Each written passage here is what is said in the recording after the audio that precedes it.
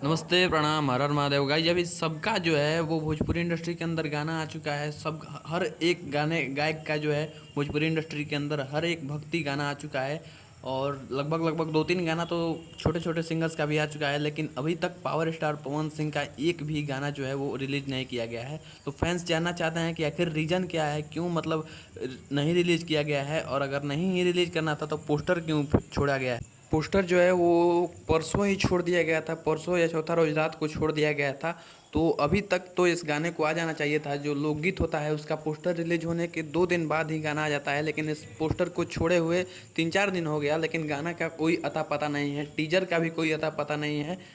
अब और अगर दूसरे सिंगर्स की बात करें तो हम बात करते हैं खेसारी लाल यादव की। तो खेसारी लाल यादव का हाल ही में एक गाना जो है आया था, फूल ओढ़ाउल, और गाना जो है वो डिलीट हो गया, चैनल भी डिलीट हो गया।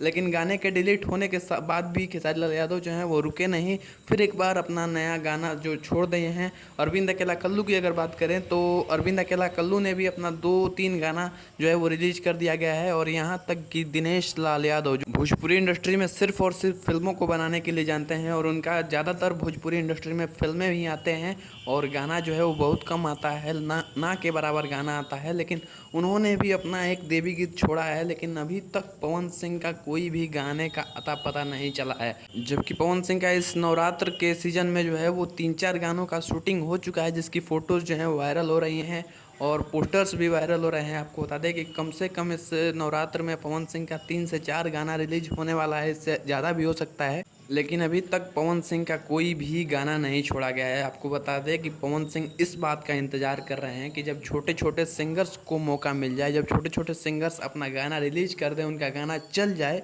तो पवन सिंह अपना गाना रिलीज कर देंगे। क्योंकि आपको पता ही होगा कि पवन सिंह अगर नवरात्र मतलब चढ़ने के बाद भी गाना गाएंगे ना, तो उनका गाना जो है वो सुपर हिट होगा और हर जगह का गाना बजाया जाएगा। तो कहीं ना कहीं इसी वजह से पवन सिंह के जो मैनेजिंग है या फिर पवन सिंह खुद जो हैं वो इस गाने को जो है डिले किए हुए हैं और लेट से रिलीज होने वाला है। तो वैसे आपका पवन सिंह के इस दरिया दिली और इस वीडियो के बारे में क्या ख्याल है, कमेंट में ज़रूर लिखना।